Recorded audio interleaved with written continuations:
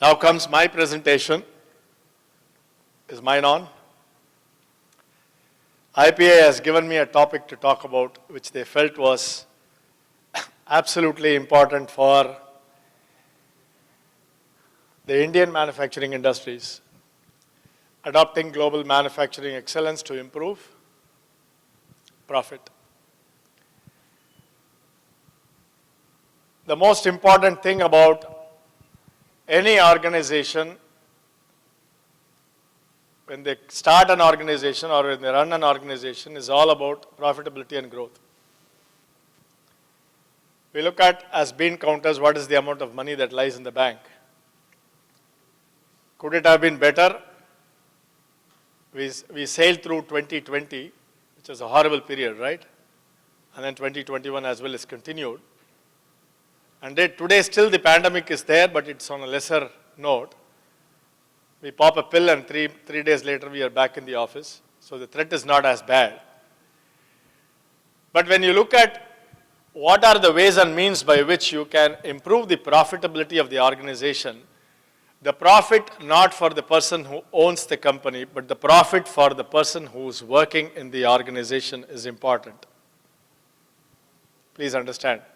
Company will survive, company will live, the business owner will be there. He doesn't really need the incremental more money that he's getting. It's the money in the pocket of the people who are working for the company to develop it as a successful enterprise that really matters. So in other words, it's a collective effort. Very rarely there are situations where it is driven top down.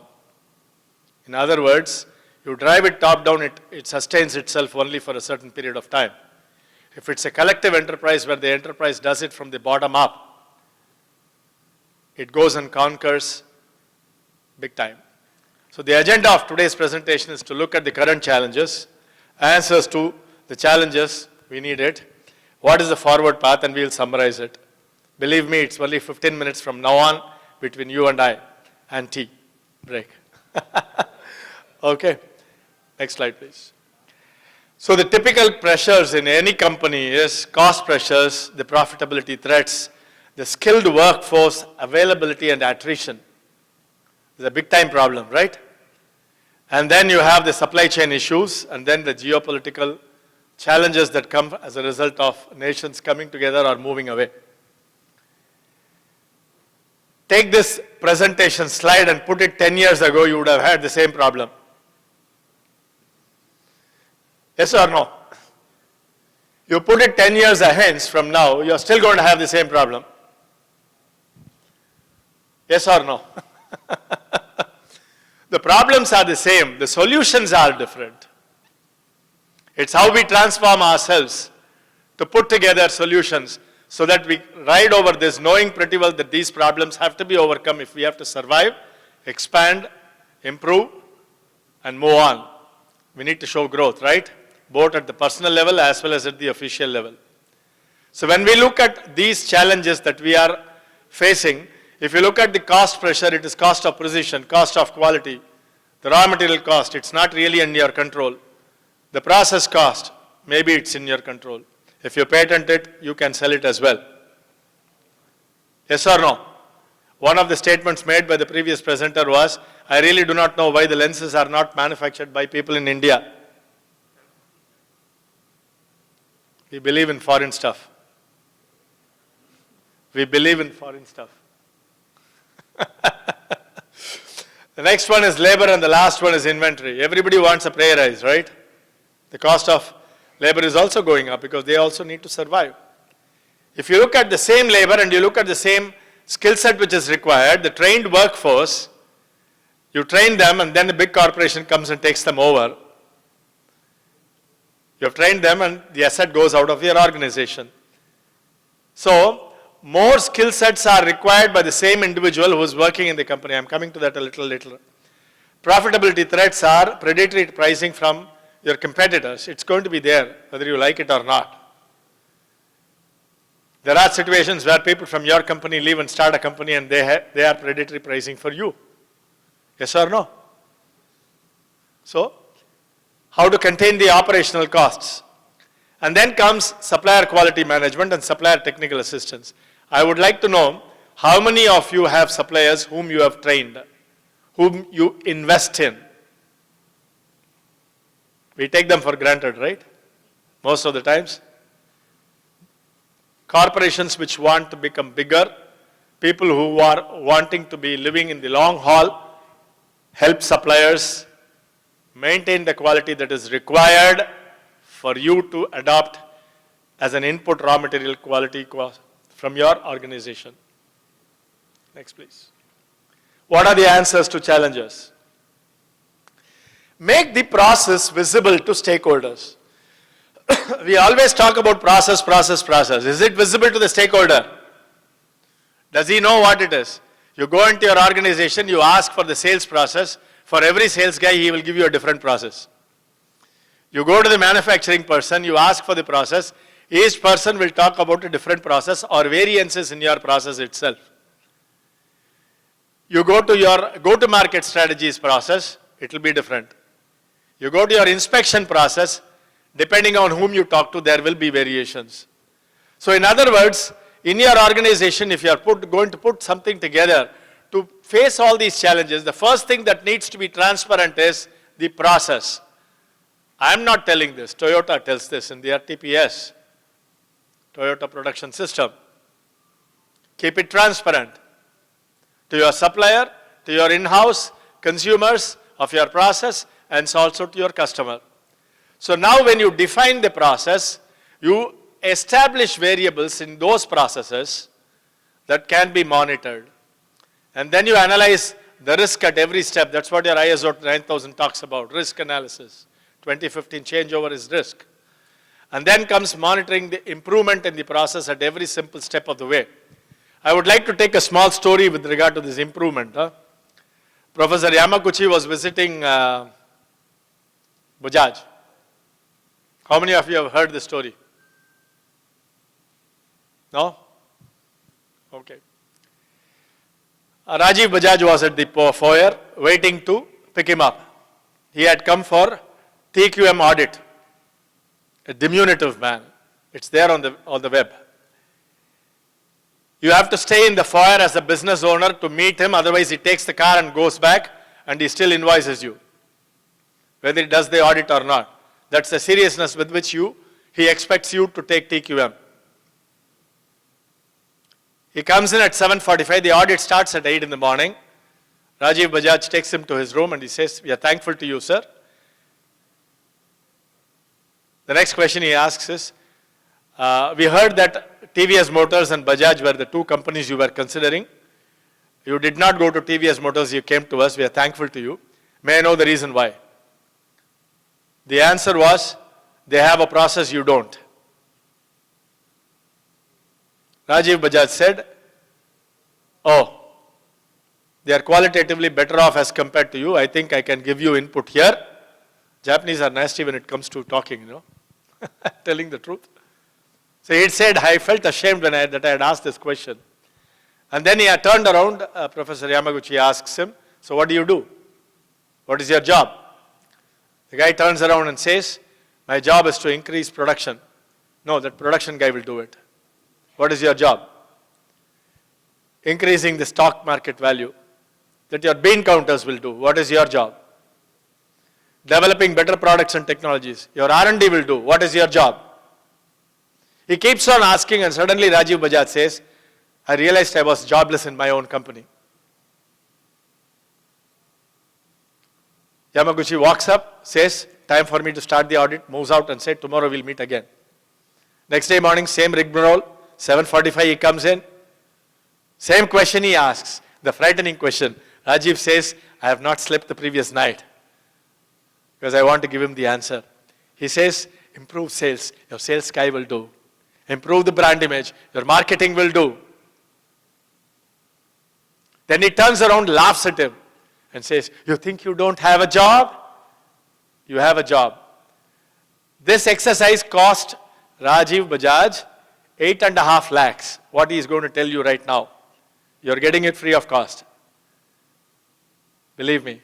He said, you are there to see incremental improvement in every one of those job functions you were talking about.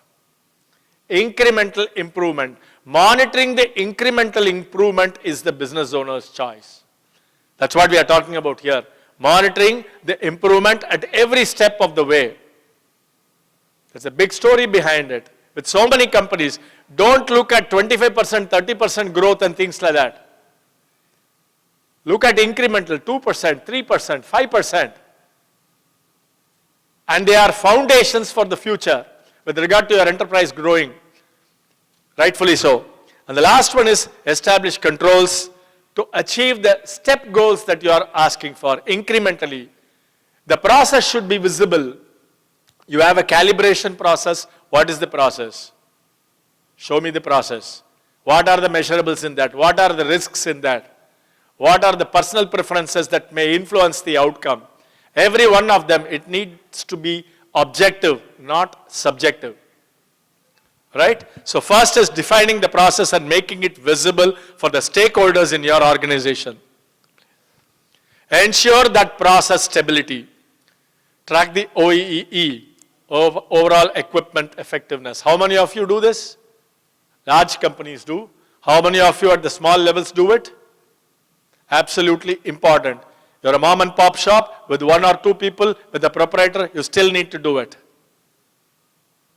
Because you are going to give salary increase the following year. Yes or no? Raw material cost is going to increase. Your supplier cost is going to increase, but your end consumer cost is going to reduce. So you still have to do it anyway, right? So track the OEE in terms of the equipment availability, in terms of the quality yield, in terms of the cycle time performance. Then you have to do your MSA because you don't believe anything other than numbers. Do the MSA and ensure that it is reliable data that is coming out of it. And then look at the process capability metrics tracking. Some people do it in Excel. Some people do it in spreadsheets. It is useful for that individual. How is it useful for all the stakeholders in the organization unless that information is available for consumption by the stakeholders? Please think about it. If you put it in an Excel and send it across to the, through the email, it's sitting in the email. The person leaves the organization, next person comes in, he does not have the data, the past data. Look at this picture. Factors affecting availability. The data is turned into charts. Region-wise downtime, if you have multiple factories. Shift-wise OEE distribution. 3 shifts you have, you're running it. OEE tracking. How is the equipment effectiveness coming into picture? If I have to invest in 1 more machine or 2 more machines or 10 more machines, these are the pictures which you need to look at. Not on Excel. On your television screens. In the organization. So when you are looking at all this information, the digital data in digital form on the system, they are actionable. They become actionable. Because the data keeps changing all the time. It is different from what it was in the morning till by the afternoon, after lunch. So we need to continuously monitor and take decisions and take corrective actions. What you are looking at is inspection data, supplier raw material analysis, process capability tracking, and hourly production analysis. You are able to see a dip in the hourly production analysis. 3 are performing very well, 5 bars are performing very well, 3 are not. Afternoon data shown to you. Immediately you go to the line and say, why is this trailing? The reaction time is so small because your customer is impatient. They want yesterday, today's production. So when you are looking at all these things, you don't have time to take corrective actions. Those corrective actions have to be taken by empowered team members in your organization, not by you. People who take this data and use this data, consume this data, and act upon it proactively so that it does not occur again. Next, please. What you are looking at is shift-wise non-conformance. operator productivity, cost of quality analysis, and month-wise production data analytics. When you put this visual dashboards in front of you, this is the difference between, please understand, this is the difference between Indian enterprises and global enterprises. They not only generate data, they consume data, they evaluate data, they strategize based on data, and the next thing comes into picture. The 400 patents, what he was talking about, it's all based on observation of data. Thinking differently, putting things differently, observation, taking actionable norms over there. This is exactly what it is. You have the gauge R&R tracking. As the ticker tape, like your heartbeat rate, it keeps going on the system. You keep looking at it. It gives you an early warning system saying this gauge is not okay, replace it. Otherwise your customer is going to call you and say the product is not fitting properly. Proactive means digital transformation is the mantra. Next one, please. So when you look at the third most important pillar is the workforce empowerment. I use the word empowerment. Why? Because if they don't feel empowered, they leave the organization.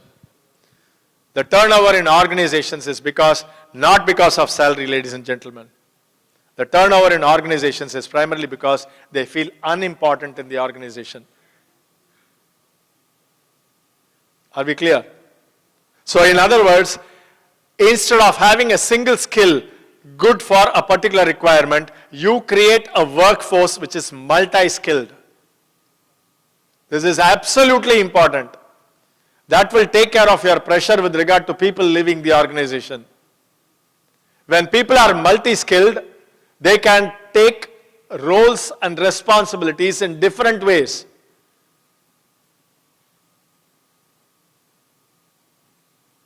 Can the CEO of the company run the injection molding machine when the operator is on leave of absence?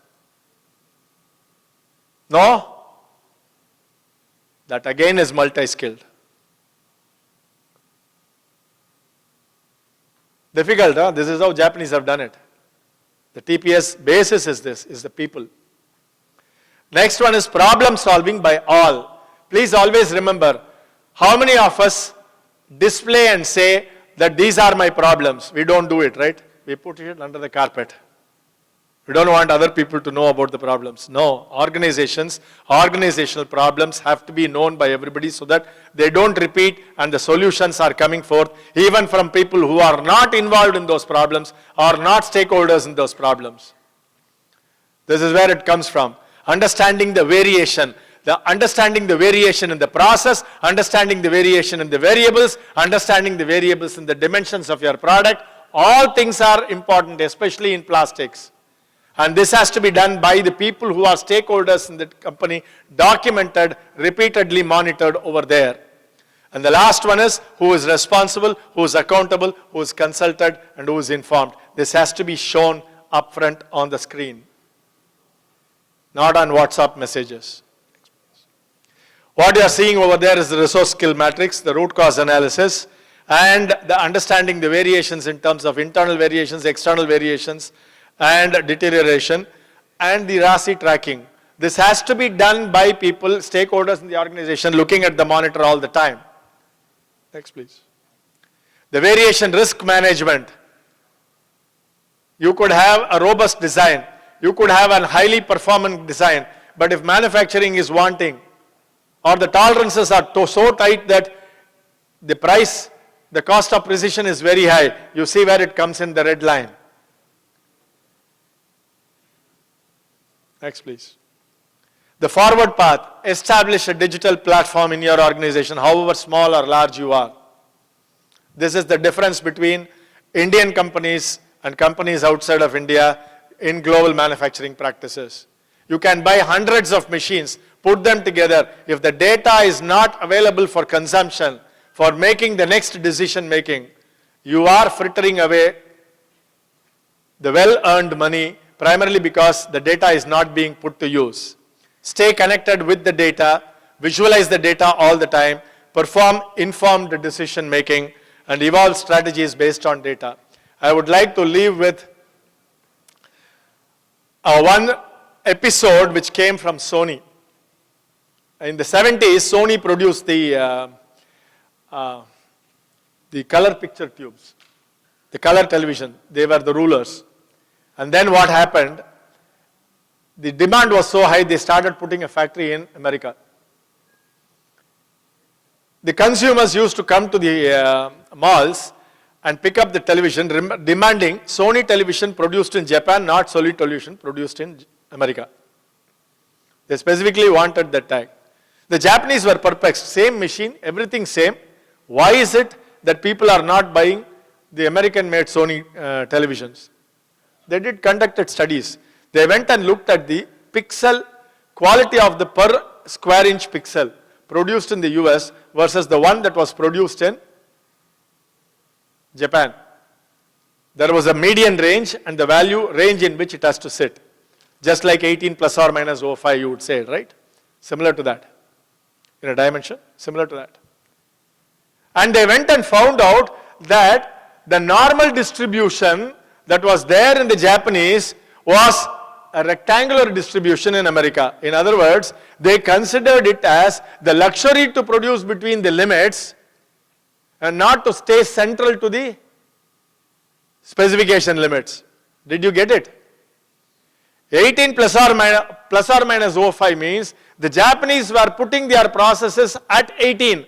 The moment it shifted from 18 even a little bit, they corrected it, brought it back. While the Americans were looking at it as the luxury to produce between 1795 to 1805.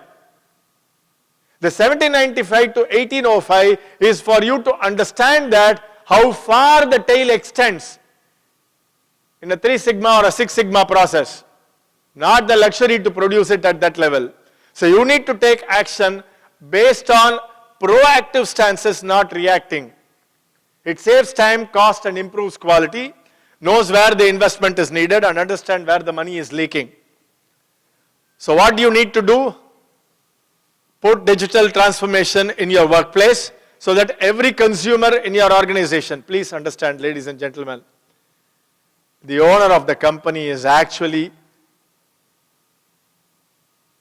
his customer or his employers. They have to be given the consumed information for them to produce at the mean of the specification limit. So you have to have a lean manufacturing enterprise and you have to stay mean. Mean means right smack in the center to enjoy the fruits of your labor, which is profit. I would be remiss if I don't drop out without a Tirukural at the end of this, and that is, Akam Adarvinai Sellum Asaivila Ukam Udayan Udai. Thank you.